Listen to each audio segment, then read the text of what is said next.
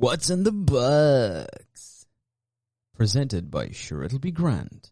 And welcome back, everybody, to Sure It'll Be Grand, or rather, What's in the Box, or rather, She-Hulk, Attorney at Law, with Kevin and I reviewing. I made the same joke yesterday about Andor, and that's why I'm here again. We will not be singing a She-Hulk theme tune, as I did with Andor. If you want to hear a theme tune from Andor, you know where to go. Anyway, folks, we're hoping you're having a good time. Yeah. This week flew by, didn't it? It feels like we only did a review of She-Hulk, like, yesterday. True, yeah. Yeah. But let's go back to yesterday. Yeah, let's go back or to last yesterday. week, even. You've really confused me there. I was following your metaphor, and then... Yeah. Yeah, by the way, it's Kevin and I. Anyway, yeah. So, Kevin, where do we end up last week? Yeah, so, end of last week, so after having some fun with the Weirdos, Abominations, meditation group, Obamaste, Jennifer kind of felt more in her own element. She felt better about herself, and we also got a scene where we found out that the guy she slept with copied every day a bit of data off her phone and stole her blood. Maybe, we don't know. It didn't get shown. Yeah. And then, but she seems at the end of her episode she's at ease. Now she doesn't know the full story, so yeah. We've come back. Yeah.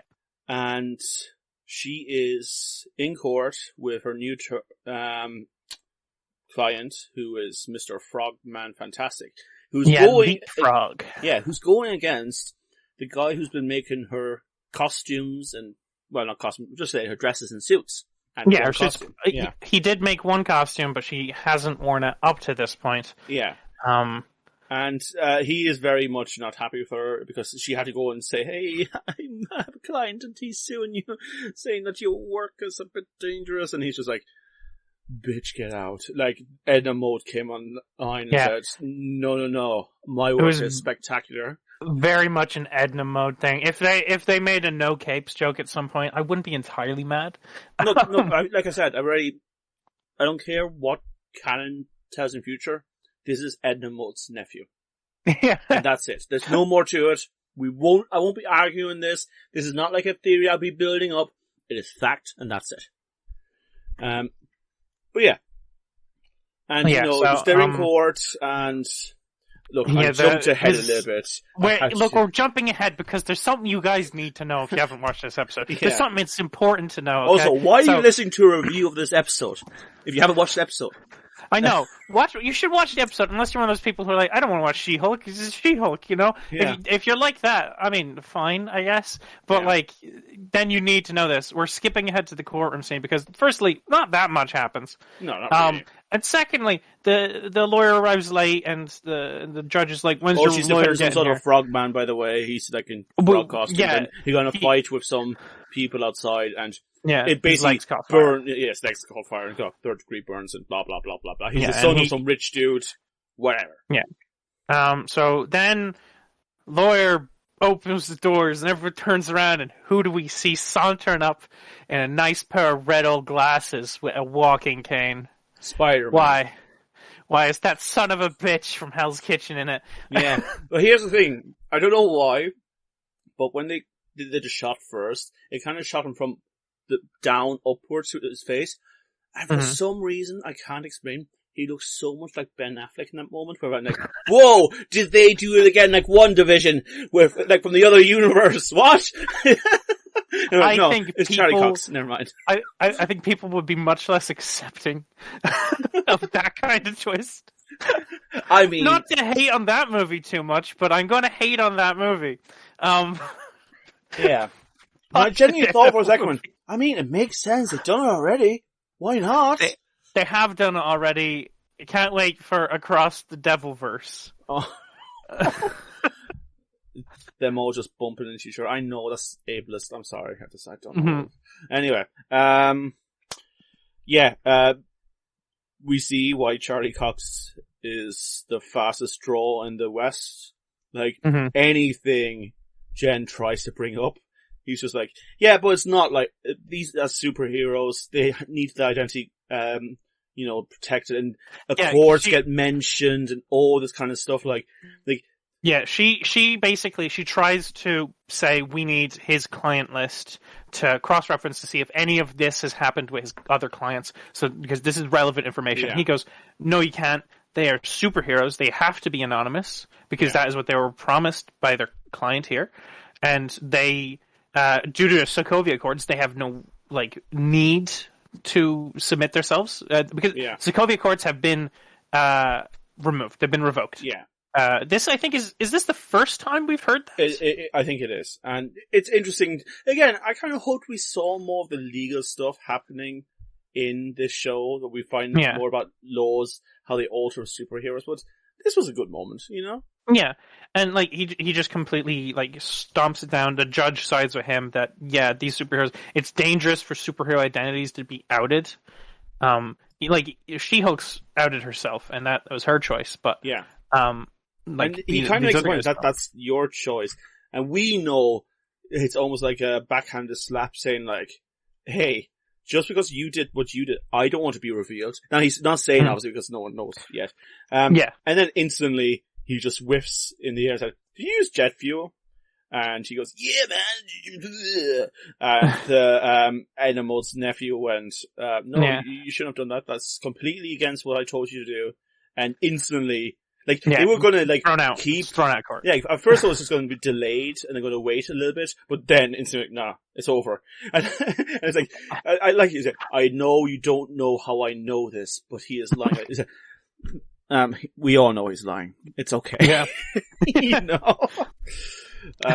Just a really good scene. I love Jen, but clearly Daredevil is in a whole other league of lawyer. Yeah, I have to say, I'll get crucified for saying this. I haven't watched that much of the Netflix Daredevil. Oh, you should. I watched the beginning of season 1. I watched season 1 and 2, and I enjoyed it a lot now. I think I got halfway through season 1, but so I don't know how accurate this is. Is it just when you dropped off, or? It's I got into it, and I don't know. I just wasn't sticking with it for some reason. I couldn't tell you why. I might have to give it another shot. I think it's on Disney Plus now. Yeah. I think definitely give it another go, because I might have just been in the wrong headspace for it at the time. But we move forward from there. But I just wanted to say very quickly, I don't know how accurate this is to how he played the character in the show, but it's I have a bit to say different. he's so fucking charming in this. Oh, he is. Oh, he's charming, and I think the actor just in general is a very charming person. Honestly, he fucking was walking around. I'm like, oh, look at him. He's I agree with him. Yeah, absolutely. So look, we're in the bar. The next scene. Yeah, post-drinking from a failed case. And is getting an appletini, which obviously is hinting towards her Hulk likeness. It's a subtle Easter egg, you comic nerds might guess. And she makes apparently, I was watching a review on the second Hulk movie, and that was when we see General Ross at the end drinking, that wasn't just a light show to make his drink look green. That's actually a type of martini that they developed for this, or they got to have in this. I always thought it was just some weird green lighting, and it's meant to show he's drinking the poison, metaphorically, of his ambitions and blah, blah, blah, blah, blah. Yeah. But anyway, so she kind of scoffs at it, and he comes over. Again, he's so good at acting blind as well. Well, it's because because I know this much. He immersed himself in being blind. Yeah. To prepare for the role. He literally spent his life, or a good portion of his life, blindfolded in prep, which fair fucks to him. Yeah. It's very well done. He's over there. He's making a few jokes, and there's definitely a spark. Yeah. Honestly, their chemistry is the best chemistry the show's had so far. Yeah, and it seems to be on par. It's not one of those things where one person lets themselves go for the other, or they're guarded in some weird romantic thing. It's just if you were around more, would do this. Yeah, it's an adult, like, yeah, this is great. Also, we find out that he's around because he works for a pro bono law firm, so they don't make money, really. So once in a while, he has to take on some big jobs. So again, this brings the questions like, who is protecting the designer? Was it, who was paying the big bucks? Maybe the designer himself was. Yeah, I mean, I imagine he brings in the big buck. He makes superhero suits. But he seems to... I don't know. Well, here's the thing. We know that he makes big money because that rich kid got a suit from him. And, I imagine he probably spent stupid money on getting the dude's definitely boots. Rich, but I think that was an implication because Charlie says they. Sometimes I have to do a job for them. Now, maybe that's just like... So I think 1% or whatever. I think for them is meant to be rich people. Yeah. He usually sticks up for the little guy, and occasionally because helping the little guy is good for the soul, but it isn't good for the wallet. No. And they had to pay the bills. Yeah. Okay, so he gets a call. She acts like she has things to do. Yeah. And so what happens next, Kevin? So, Jen goes home and slumps down on her couch and immediately gets a phone call. It's from her client, Leapfrog, who's like, Jen, there's some guy, he's after me, I don't know what's going on, I need you to help me. As She-Hulk, not legally, I mean, probably not legally, but I need your help as She-Hulk. And she's like, okay, where are you? It's like, I'm going to the lily pad. It's like, I have no idea where that is. It's my secret lair, you should know, it's popular. Yeah, and she checks it and, she finds out my phone location or wherever, it's like, they're nearby. And she runs out, and we see that Daredevil is in town. Didn't see that coming, did you? No, that's a big twist. Yeah. Oh, also, She-Hulk gets her costume or whatever. Yes, but Daredevil's she's like, here. Yeah. But no. Okay, let's be real, right? I prefer her costume than the color palette of Daredevil's costume. Okay. We were going to talk about this. Yeah, we'll get there in a second. There's a bit of a chase scene. They have a bit of a kerfuffle. She tells him to fuck off. Apparently, enjoying property damage by superheroes is kind of just probably okay. She never gave me the impression she was rolling in money. Now, she's a lawyer, and she does take on some fairly high cases of rich people, so she's probably making some bank. But really surprised, she's like, I better leave a note to tell them. Like, is that really how it works? Maybe it's just a government-backed insurance thing. Hey, look, if superheroes do some shit, we pay for it, whatever. I mean, there is at least 3 Hulk-level beings on Earth that the government is aware of, so there probably is some level of Hulk insurance if you live in proximity to one. Was it? I think I've only heard, was it somewhere? Was it actually in She-Hulk? But they mentioned that the only one that gets covered is anything done by Thor, because legally speaking, it's an act of God. I don't remember that, but I really hope you're right. Yeah, I think it's either that or maybe it was in a comic somewhere and I forgot, but I was just like, I dig that as an answer. The laws haven't adapted just yet, but technically, it does cover it. That's so dumb that I love it. So Daredevil is on the back of this guy's car. Jen comes in, knocks him off, and they have a fight in the car park while the Leapfrog gets away. And Jen does something that most superheroes or even villains tend to never do, and she just fucking takes the mask off. Yeah, she claps her hands, deafens him, and stuns him because it's Daredevil. Yeah. Well, she doesn't know this, but it worked out for her. Anyway. She doesn't know, but it obviously stuns him because he's Daredevil. And she just walks over and plucks the mask off, and she's like, "Matt, what are you doing here?" Yeah, and I think we get that scene again, that weird sort of CG stuff that happens where he just gets lowered very mechanically as she shrinks back. It gets a little bit. Oh, okay, never mind. Anyway, they have a talk, and he makes the point that, look, I'm not the bad guy. The guy in the car is the bad guy. He has kidnapped Edna Mode's nephew. It's terrible. Yeah. Right? And she's like, oh, shit. Yeah, and she's okay, I guess I'll do She-Hulk stuff now, because they kind of talk about that as well, that's their responsibility as well. That you can't be a hero as well as do this. Yeah, so And I think it's like a direct quote from like Daredevil at some point. I've heard it multiple times at least. It's like, so Matt Murdock protects people for when, I can't remember, for when I think the system fails them, and then Daredevil protects them when the law fails them. Yeah, exactly. Or something like that. Something along the lines of that. Basically, like, you have to work beyond the law to actually do the good thing, you know? Yeah. That's why they're vigilantes at the end of the day. That's how this works.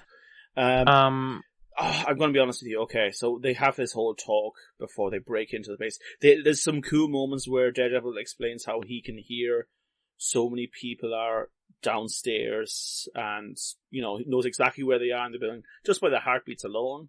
And she goes "Oh, I don't believe you. That's just not true." And he's like, "Your heart is beating quite strong." I'm not. I'm healthy. I kind of like the idea that, like, she first says, "Oh, I don't believe that," but she's actually like so turned on by that. Oh, that her heart starts beating. But see, they're like they'd be like the couple that met in college, had a relationship for a year, had plenty of sex, enjoyed it, and then just stayed friends afterwards. They just, hey, look, this is going to be... Because I don't think we're going to have a relationship. No, like, Daredevil She-Hulk isn't going to be a couple that happens. I can imagine them being, like, a fling, but it's going to be short-term. Like, they won't be hard feelings. I look forward to seeing them again, like, appear in something together, and, have another fling or something. Maybe they'll be like, oh, whenever he's in town, they go out for dinner and fuck. But they're on top of this building, and Daredevil's all like, "We gotta do stealth," and she goes like, "Oh, I'll do She-Hulk," and he's like, "I've literally done this. You've never done this. Cop the fuck on." And she kind of seems to half listen, but she waits at least a moment. And here we go to the part I didn't like about this episode. Yeah, from all the cool shit fighting scenes we've seen in Netflix with Daredevil, I think the initial fight he had before the surprise that she was going to jump in and stop those four lads with, like, weapons. That was always going to happen. We knew it was going to come. I didn't like the fight. I thought there was so much more they could have done with it. We've seen it already. You can't sell us short from what we've already seen that Daredevil can do. Yeah. So I'm glad you brought this up, because I do have a point to make about this, because this isn't just a fault of this scene, but this is like a scene that kind of makes clear a fault of the entire MCU. Yeah. There are almost no notable fight scenes in the MCU. The only one I can think of is the second Captain Winter Soldier. There's some really good Winter Soldier fight scenes, but that's about it. I think Cap gets the best fight scenes. Yeah, with Bucky, like when he first came back as the Winter Soldier, there's some really great fights there. And Cap in general gets the better fights, but I think that's the only thing I can really remember. Yeah. Yeah, I think, like, generally speaking, like, MCU's fight choreography is really bad, especially because we got the 5 rings. It's 5 rings, isn't it? 6 rings? Yeah, like, here's the thing. Shang-Chi actually does kind of escape that a bit, because, like, the fight scenes are interesting, but, like, I don't really think of them. But nothing feels like it lands. It's all just very, like, slappy movie fighting. And I guess they want to do it quite open and broad, kind of Power Ranger-y style. Yeah. Because, this is for kids. And it's for the average viewer, and they just want to see what actually happens before some energy beam comes out.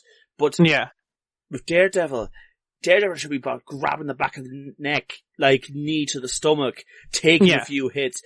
That's not what we got in this. And I have to say this, and then when I say this is going to sound completely out of character for me, okay? But this is a specific subject in which the DC universe is better than the MCU in a lot of ways. Yeah, here's the thing. I know a lot of people are not a big fan of Man of Steel, right? But I will tell anyone, like, the actual fighting between him and Zod and the others felt physically heavy. There was felt every impact. Everything. It felt like a sonic boom was knocking you back. It was there. You were part of it.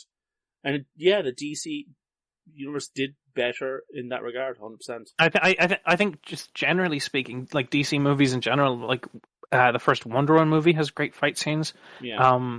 The Aquaman has brilliant fight scenes. I mean, there's even even moments like where they're fighting Darkseid's little child person, and Superman stops. I'm actually quite a fan of truth, justice. That scene, and but he punches it. He punches him with truth and justice, and it makes the fight part of the dialogue. Like, come on, that's and like the only other one I can think of that has like good fighting scenes for the Marvel would be the Infinity Gems, when it's with Cap and Wanda and Vision are being kidnapped, and then the train station. There's some cool stuff there, and when Cap appears from behind the train and the music starts, and you're like, oh god, yes, this is good. This is the stuff. Yeah, I'm good with this. Yeah, know. It's something I think that the MCU really needs to step up, especially since they have like these street level heroes who can only do martial arts. We have Shang-Chi, who is a bit more powerful than street level. He's got the 10 rings, but he still has just martial arts basically. I mean, we have like just sorry, just to interrupt you for a second, but Ragnarok, Hulk and Thor had a fight in an arena. Tell me what you remember beyond at one stage Thor and Hulk being like pushed at the edge of the stadium that had been stone crumbles. Tell me anything else about that fight. The whole fight, like, I can just tell you, I don't remember the logistics, but the whole fight was just big whack, get up, big whack, get up, big whack, and that was it. And I mean, like, even looking back now, like, because I watched some reviews of the first two Hulk movies, they did punches better, especially when he's fighting Abomination. It's a bit rowdy, like, he's pulling bones off him and stabbing him and, like, punch him in the gut, and there's a bit of physicality to it, Yeah, I don't know when this started, I think it started with Iron Man, because Iron Man had to have fights, but he was also, shooting rockets. You know? His fights were more like dog fights and military fights, So, like, his fights were, like, flying around, firing energy beams and guns and missiles. Yeah. And nothing was close. And you could even say that for most of Cap's fighting. Even though it was cool initially when we saw Cap throwing his frisbee and hitting people. Like, that's cool. But then any fighting was very sort of... Again, the only ones I can think of that were enjoyable were when Cap sneaked onto the boat and he had to fight his way across. And there was some cool fight scenes there. Or the elevator fight scene. Like, those are good fight scenes in MCU. Congratulations. Yeah. But it really is only with, like, Cap. Yeah, so, like, with all that in mind, like, while I am excited for future MCU projects, there's, like, two in particular right now that are in my mind for, like, I'm super worried about these if this, like, fight choreography doesn't improve. No, Daredevil! Imagine if they kept that standard that we just seen in the last episode. Yeah. Daredevil's one of them, but the other one is Deadpool. Like, can you imagine Deadpool without good choreography? Because his whole thing is that he does weird and wacky, like, gory choreography, and he's teaming up with fucking Wolverine with bad choreography. I agree, but here's the thing I still say. I still think the one thing that needs good, scrappy fighting choreography is Daredevil. Daredevil, the Netflix series, lifted the MCU, because it was kind of the MCU at the time, to another level of fighting. There are two scenes of that people will be studying for films and how to choreography? Whatever it is. Choreograph? Choreograph, that's the word. That they'll be watching these scenes. And they're outstanding. And I can see him. And it's not just a matter of like, how the punches went. It's how they framed it with the areas they used. In this, it was just some random back hole, large area. Yeah. That hole was giant. It was boring. Yeah. I'm just realizing that this is a complete side point. This is like a tangent, really. But like thinking of like greatest fight scenes, in media, and two of them are, like, in my mind at least, the first two that come to mind are both called the hallway fight. Different things. So it's Daredevil is obviously one of them. Yeah. But the other one is the hallway fight from Oldboy. Yeah. If you haven't watched Oldboy, go watch that. Unless you're a child, don't watch that. Also, if you're a child, probably don't watch us because we swear a lot. Yeah. Unless your parents are cool about swearing, as they should be, because swearing is if your parents are cool about, language. if your parents are cool about swearing, then like fuck it, watch us as much as you want. We're going to say some weird shit now, though. But anyway, tell me about Oldboy. I haven't watched Oldboy. You haven't watched Oldboy? No, it's a... Oh, can we do a fucking podcast on Oldboy? I want to show you Oldboy. That movie's fucked. Hey, is it horror related by any chance? It's not horror related, but it is horrific. It's Korean. Yeah, I know that much. It's Korean, so you need to watch it with subtitles. I'm okay. I'm an anime weeb. Yeah, I didn't think it would be a problem. I just thought I should heads up, and also so you know not to watch the American remake, which is a horror movie for different reasons. And to be in line with, obviously, we'll also do the podcast with subtitles, so don't worry about it. Yes, the podcast will have subtitles for all our viewers who are blind. Yes. So, what? I needed to add another layer. Yeah, that's another layer, alright. Again, folks, I hope you understand. We're not trying to do ableist jokes. They're very in friendly jest. Yeah. They're more about us being idiots than anyone else. Honestly, I've been waiting to make a subtitles joke about Daredevil for a bit now, but I haven't found a good place to put it. Yeah, well, neither has he. Sorry, I'm doing it again. Anyway. I had a joke. It's like, Charlie Cox's blind performance is so good that all the blind people who've seen it said it was brilliant. Yeah, see, that's it, folks. Our jokes are terrible. It's more offensive how bad the jokes are. It's not even the context at this stage, is it? No, we're just bad, and you should probably feel bad for watching us, I think. Yeah. But anyway, we were at one point in this episode reviewing She-Hulk.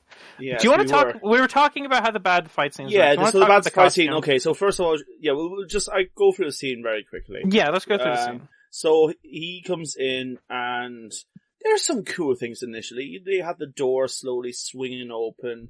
Some people being knocked out very quickly. And then we have Daredevil fighting, I think, 3 guys initially. He fights, it's about 4 or 5, I think. He throws one through a door to start it off. Oh yeah, okay, but it's not fun. Yeah, okay. Fair enough. And there's one guy, and they do the classic scene where he's trying to, call on the radio and stroke away. They make a point just before this fight as well that, these aren't followers of his, they're... Yeah, he says there's a difference between henchmen and goons. Henchmen are, in on it. They believe the cause. Fully support the cause, but goons are just there for the paycheck. And I love that. I love how they made the difference, I love that not only have they made the difference, but Daredevil is the one who said it. Yeah. Because he would know the difference. He has to deal with it from a legal level. Look, he's basically the more realistic version also of, Batman. He's in a tough part of his town, and he really has to pay attention. But, he's like if Batman was a good person. Oh. Yeah. Well, Batman is a good person. Don't go there. I want to stoke some flames. Yeah. I was too nice to DC earlier. Yeah. Anyway, I don't hate DC, guys. I just want to say I don't hate DC at all. Honestly, I don't even hate the universe too much. It's just it's been a mess of them trying to make it a collective universe. Mm-hmm. You don't have to have a collective universe. It's fine. I would prefer standalone. We've seen it with the new Batman movie. Standalone's fine. It's grand, lads. Just chill. Yeah. And I just want to preface, in case people take it too seriously, Batman is a good person. He's a good. He fights evil. He's obviously good. But yeah, so he has to fight, and we have the scene where the guy tries to crawl away as Daredevil slowly approaches with a truncheon. I also understand. Yeah, he has that truncheon now as a weapon. Obviously, he's going to use it. But I think he knocks out 2 of them with one swing of it against the wall. It bounces off, and it's just okay, fair enough. And he smacks the guy in the back of the head to knock him out. It was the Daredevil show. There'll probably be 3 hits while he was on the ground to really make sure he's down. Yeah, there would be double taps. Yeah, there'd be double taps. And then we turn around and we see a whole bunch of them with chains and axes and whatnot. Just 4 of them. Anything but a gun. Anything but a gun. And She-Hulk comes. We know She-Hulk's going to come out nowhere and say, told you, Mr. She-Hulk. And it's just if you saw this scene and you didn't think She-Hulk was going to come through a wall and/or roof, then you haven't watched much media. Yeah, it's I just kind of very... envy you in a way. Yeah, it's just kind of, look, we knew it was coming, and I think the fact that we didn't get a decent fight scene, again, the corridor was quite wide, like, none of them seemed to physically be a threat. They all just dudes, like, just normal sized dudes. They were just goons. They weren't even devoted. Like, could you imagine, like, even just, let's just do hypothetically, right? They're in the hallway, and there's just one guy who's not quite She-Hulk size, but like, you know, maybe like a foot taller than Daredevil, built like a tank. And I just like the idea of, like, She-Hulk is there with him. Matt, for some reason, they just, because they're disorganized, they're not crime partners just yet. And he has to fight the big one while she has to fight off like 4 other ones. Yeah. And like, just, there'll be comedic elements, but we can still see some of that Daredevil, like, you know, taking the punches while punching back kind of attitude. And even She-Hulk being impressed maybe by the end. Like, she takes the fort down and, you know, Matt's gonna take that. That's pretty good. And then he takes down the big guy and she went like, you're not too bad either. So we see that, hey, look, She-Hulk can deal with multiple people. We've seen before she was attacked by multiple people and she didn't have a great time and she was worried about things. So that would be like a victory for her. And then the big guy being taken down saying, hey, look, we don't need a She-Hulk to take down big guys. Matt Murdock can do it too. Not Matt Murdock. Yeah. Daredevil can do it too. Yeah. Because he wouldn't say Matt Murdock in front of everyone. Yeah, in the exactly. Room. Yeah. No, I'm getting Charlie Cox and Matt Murdock all wrapped up into, like, what's the character's name? What's the actor's? It's terrible knowing the name. This is why we never know the names of the characters, by the way, because we'll get them all jumbled up and you'll have not a fucking clue what we're talking about. I really need to work on my Andor names. Holy God. They all just have nicknames for me at the stage. Yeah. Poor David.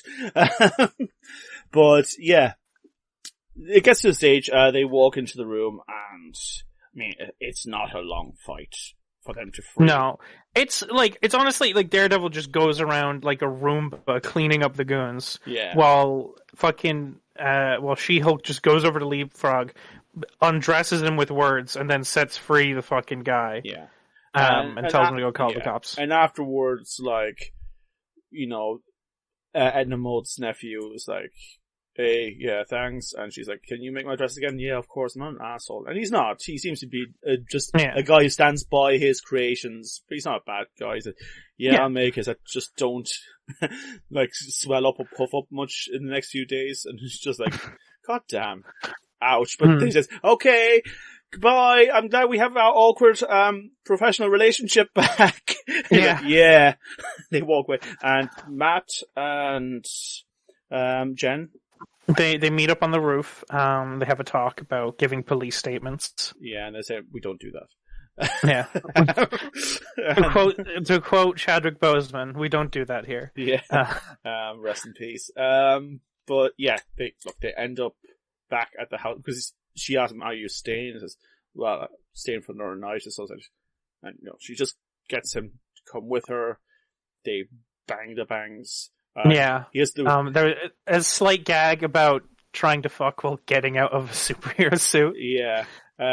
We see Matt, also, like, I think he's probably the first man who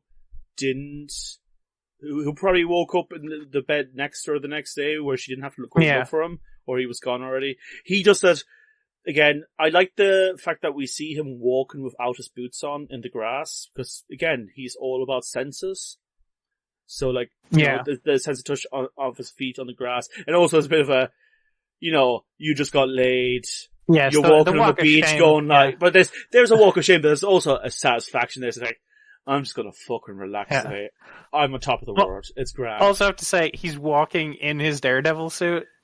Because he didn't have a suit with him. It's just fucking perfect. And I thought to myself, why doesn't he just, like, not wear the mask? But then everyone realized, oh, you're him. Yeah. You're wearing the suit. I think the more obvious one would be like, hey, Jen, could you, like, give me a lift to my hotel? No. I don't know. Because, again, I mean, look, he's all about being self-abled as well. You know, he must be in control of himself. So I get that, but also he's wearing his Daredevil suit in the middle of the day. Yeah, in a warm area as well. And he has to walk to the hotel to go pick up his suit. He has to go run down an alleyway and climb up a fucking, like, whatever the thing is, a fire escape, to get into his hotel room. Before we get to the end, we'll talk about that suit he is wearing, which is the ketchup and mustard suit, as Jen said. Yes, and we should also talk about She-Hulk suit too. I really respect She-Hulk to go really anti, like, Disney by saying, like, that suit kind of looks bad. Yeah. You know? Which, I mean, like, you say it's anti-Disney. I think that's very Disney to do, because it's a comic accurate suit, but it's also one that has been made fun of by fans. Yeah. You know? And I hate the colors. The colors are not good. The color's not good. I will admit, it didn't, like, bother me as much the more I watched the episode. It just kind of faded together. It's definitely the worst suit that he's worn on anything. It feels like he had a red helmet suit and he left out in the sun and it just got bleached. You know? Yeah. Here's a question though. Go on. This one or the Ben Affleck suit? I mean, Ben Affleck was kind of more accurate. I mean, to be fair, this is still comic accurate. It is, but I think not the problem, because I think Marvel did probably a smart move for that. All the costumes we see, like with Daredevil, it looks like stuff that can be made in the real world, like protective gear for, you know, motorbikes and all this kind of stuff, and stitched in a certain way. It looks like he could arguably have made it himself, right? Yeah. Unlike Tobey Maguire's Spider-Man suit that he somehow was able to put together. He's a smart kid. He can pick up excuse me, you're not as fine as also a really great seamstress. No. Dan, I am being facetious. Obviously, he couldn't have fucking made that. It just looked, and you look back at it, and I like that Marvel's taken more of a, hey look, these suits have to be practical as well. Unless you're some magical deity like, you know, Doctor Strange. Like, if you're fighting on the street level, even the Cap's costume after World War II, or even during World War II when he started wearing the pouches and all that, it became very much more denim and like, you know, sewn together as if it's there to protect the body. It wasn't just like a spandex thing going on. So I dig that, but I don't know, I think we're losing a bit of colour. It's all going a bit grey and lifeless. Maybe if we could boot up the saturation a bit on these costumes. I have to say that this is probably, and like, this is actually another MCU fault. They tend to bring in a new costume for the movie and then immediately throw it out for the next thing. Like that, these heroes change their costumes so fucking much. I mean, we just got the Miss Marvel costume completed at the end of the Miss Marvel show. Yeah. Like the whole show was her putting that costume together essentially, and she's getting a new one in the Marvels, which is baffling to me. Yeah, especially because it's meant to be like her ma helped her make this costume. And it's meant to mean something. Now it's just like, oh, we're going to replace it again. Okay. Yeah, and like this Daredevil costume is probably the only time I've ever been like, yeah, that makes sense. Give us something new. Yeah.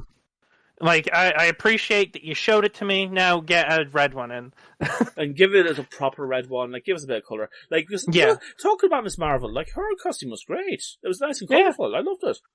Moon Knight was fucking like white. You know, not colourful, but yes, white. It's bright. I'm actually looking forward to and spoilers for Moon Knight, but you should have expected we're going to be spoiling shit here, at this point. But Moon Knight, like at the end of it, we got shown the third personality. He'll probably get his own suit, if they continue the Moon Knight story. I don't think they've said there's for sure a season 2, but I'd really be hope shocked at this stage if we don't get something, even if it's like a movie, you know? Yeah. So I'm really looking forward to it. I hope it's the one where it's white with black accents, because I think that would really make the suit pop a lot. Yeah, I mean, working with his character as well, that he's not pure white and good. There is like dark edges to him. Yeah, so I'm really hoping that comes to play, and I hope that Daredevil gets a new costume that's like really red. I don't think Daredevil has had many costumes, or at least many costume alterations through the years, so there isn't a lot to do, I don't think. Yeah. But to be fair, I'm not exactly a Daredevil expert, so feel free to correct me in the comments. Yeah, absolutely, folks. Let us know what you think. Right, so we get yes, to it, let's and move it's on the to end the of the finale bit. episode. Nothing more is happening. Jen is relaxing at home. She's wondering why we're still here. I'm wondering why we're still here. Felt like You're the end of the wondering. episode. It's why is it not over yet? And she mentions that, and we suddenly realize, oh yeah, the gala is happening this episode. Like, how? Like, this definitely feels like it's a full episode already done. And she's like, no, there's a gala. I said, okay. She gets her new dress. Gorgeous. Whoa. Anyway, her parents are there. Typical Ma behavior. Like, you should have brought a jacket. You'll freeze. And her father says, she can wear my jacket. Says, no, she can't. She is like 7 to 8 foot tall, and you're a little man. But still, it's nice to see parents kind of being there. She sees, Mick Richardson, the creepy guy. Oh, he appeared early in the episode and made a pass at her, by the way. It really wasn't important. Yeah, but we see him again because she's waving at people, and then a person moves out of the way and he's there, and it looks like she's waving. I'm saying, ugh, I didn't mean that. And she rushes them all into the celebrations, the award show. And the awards are called out, and there's like 6 people who won the award, including her frenemy. I forgot her name right now. It's like here is the winner of Female Lawyer of the Year, and they list off what I assume to be every nominee. Yeah. And they do that very condescending question saying, what's it like to be a female lawyer? And like the first one's very much doing the whole, she's doing the empowering, and it's what they want her to say. The Miss America pageant thing, Then we have her frenemy. What's her name? It's something. Oh yeah, I think so. She definitely has a name. Yeah, but we see her, the one that Jen has like a semi-crush on, really wants to be friends with, who in the comics later becomes Mallory is her name. Yeah. Mallory Book, and she's just like, no, this is stupid. She's not impressed at all. This is stupid, and it's condescending to ask me what it's like to be a female lawyer. I'm a lawyer. Yeah, and She-Hulk, Jen is just like, hey, I don't really care about talking about that, but I just want to thank everyone that I love, my family, my friends, people I work with. And then you were right, kind of. Kind of. Please go on, tell me how I'm right. I love to hear it. The Reddit incels. Yes. Coming along. Intelligentsia, wasn't it? Intelligentsia, indeed, yes. Yes, we see the little King Hulk logo pop up and it says, you shouldn't. Like, we see 2 lads in a hockey mask that's spray painted pink, which is really weird. And they are the most incel, like, this is literally, it couldn't be pointing more at, like, Reddit, Twitter haters at this stage. They're pointing at saying, like, you cannot trust her. Do you know why? She has sex! Yeah, here is a video of her having sex. And here's the thing, just before to make it clear. Consenting sex with consenting adults. Yeah. Just to make it clear at first, like, I don't blame Jen how she feels. It's complete, like, destruction to her privacy. It's completely unethical. But as a super villain, potentially like group, to use the fact that this woman has sex, so you shouldn't listen to her, is the most incel-y, pathetic thing that they could have done. Like, because we were talking about this. You were talking about, like, oh yeah, they'll have her phone and they showed how she has dated people. And I kind of made a point of saying, yeah, and so what? Like, that's not a thing you can take people down with. And now I'm right. and you even, like, at the end, it's like, you actually convinced me, like, you're right, that would be a stupid thing to do. Like, it doesn't actually have much strength in it. But obviously, this is not so much about the impact it will do to the general populace. This is the impact it will do to Jen. Populace. Because now she realizes the guy that she was sleeping with, was recording her. So it's all her feelings she had in therapy session ripped back open. Can't trust anyone. Yeah. And she goes Hulk mode. We see her going Hulk mode once before, which was when the car crash initially happened. There's talks over here is like, oh, she stole her powers from Hulk and all this kind of, look, again, this white boy fucking incel racist sort of mentality, sexism above all else nonsense. Like, we've heard these kind of arguments in comment sections trying to tear down, strong women of all, schools.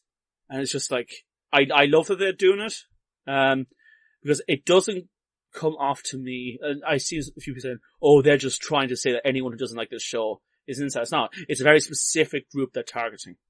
They're not saying that no one can like my show. That's not what they're saying. They're saying, like, there is this group who will really talk about unfair things about the show, who are incel-y, who are sexist. Yeah. And we're taking the piss out of them. Well, like, whatever you say, you can't deny that like, sect of people exists. They do, yeah. You can't deny that. And if you take offense to the fact that like, they're being made fun of, maybe, like, introspect a little bit. Yeah. But... okay, here's the thing. I'm gonna do an olive branch thing, right? Mm-hmm. I know there has been some media in the past which doesn't tackle these things well, and just do an overall sweep of saying, men bad. This is not what She-Hulk is doing. She-Hulk is doing and talking about how women are targeted in the larger social media platforms by people who are dangerous. People who really just want to take control of women's bodies, their autonomy, their opinions, who cannot stand the fact that maybe, just maybe, we could have half the population have just about the same amount of rights as we do. Men do, Yeah. They don't like the loss of control, because whatever pathetic strength they have, they see would be diluted.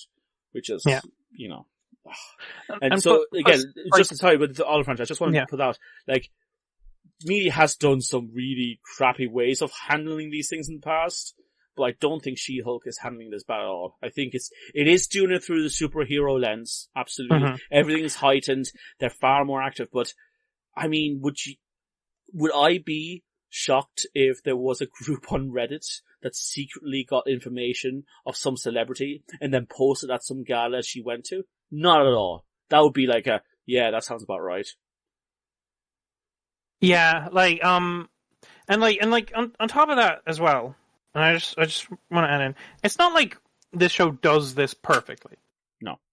But, and it is a bit clumsy, and like, even the subject matter, like, they even had a moment where the guy, like, who is, like, announcing it while she's on stage is kind of, like, whiny voiced going, and she's a slut, Yeah. Like, it's very on the nose, but it's a comic book, Yeah, exactly. It's full of that superhero stuff. I'm not saying, like, this is a genre-changing thing, but I think it is trying to give a bit of a voice to women who do get attacked by man babies online.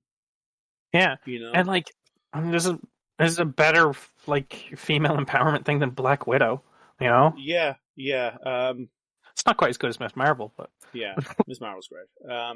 But yeah, folks, look, again, obviously Kevin and I are the perfect people to talk about women's struggles, and we should always listen to us before anyone, including the women. But look, that's just our 2 cents. Please give us your opinions. So, yeah. I really enjoyed this episode. I think it was an improvement on last week's, and I enjoyed last week's as well. I think this might be my favorite of the season so far. Yeah. Obviously, the finale's left to completely shit the bed, but... Here's a question. Who do you think she held up by the throat momentarily before the cops with... And I think it's the same... The cops that stopped her are the same cops that were in Miss Marvel, with the same kind of guns. The Department of Damage Control guys? I think maybe, yeah. Yeah. I mean, for a second I thought, because they have kind of this plastic thing in the front, maybe they were like sound guns, which would be a nice nod back to the first MCU Hulk movie. Yeah, that'd be good. I think that guy, there's a chance. I don't 100% know, but there's a chance that that's that weedy rich guy who tried to make that was my guess, yeah. But I'm saying, I feel like if they masked him, there's probably more to it. Yeah, like, it's too easy if it's the weedy rich guy. Is it weird to say that? Yeah, the wee rich guy has been throughout the show, but there's a part of me that hopes that they flip the whole like thing over and says like, no, he's a bit weird, but he has nothing at all to do with it. Yeah. It's actually this guy who's been in every background scene for this entire season, you know? Oh, you mean the fucking other lawyer guy, Pug? Oh, genuinely, like it could be. I kind of hope that, like, because it's weird to show him at the gala and then mask him. You know, it's a bit just strange. Yeah. Might actually be Pug now that I'm thinking about it, because he actually has a connection with She-Hulk and has made passes at her in the past. Yeah. But I think we'll leave it there, Kevin.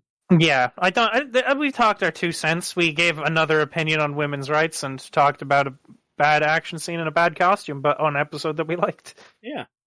So folks, look after yourselves. Tune in for the final episode of the season. We'll talk a little bit after that episode to see. Oh yes, actually, you're right, Kevin. We are actually going to pop around maybe tomorrow or the day after, because what's been released, Kevin? We have a very special spooktacular, if you'd allow me to call it that. We have the Marvel Halloween special, Werewolf by Night. Yes, and that's not the only Halloween stuff that'll be happening. Kevin and I have been talking about watching some classic Halloween TV show episodes. If you know any good ones, let us know, because we're still very much looking out for what we want to do. David we haven't recorded them as of this point, but we have our eyes open. David and I have been talking about doing some Halloween streams, playing some video games, the Halloween-based Phasmophobia. Maybe Kevin will join us at some weekend if he'd like for that. If I can, I will. And yeah, folks, look after yourselves. We'll talk to you tomorrow, and we'll talk to you for the last time next week, and we'll have other episodes and everything sorted. We have loads of plans for what's on the box, especially with Kevin. And yeah, look after yourselves, folks. I said that 3-4 times now. Yes, Good. Make sure to look after yourselves, people. I haven't said it nearly enough, so I'm going to say it every time until Dan stops hitting record. Okay. Look after yourself. Right. Look Bye! after yourself.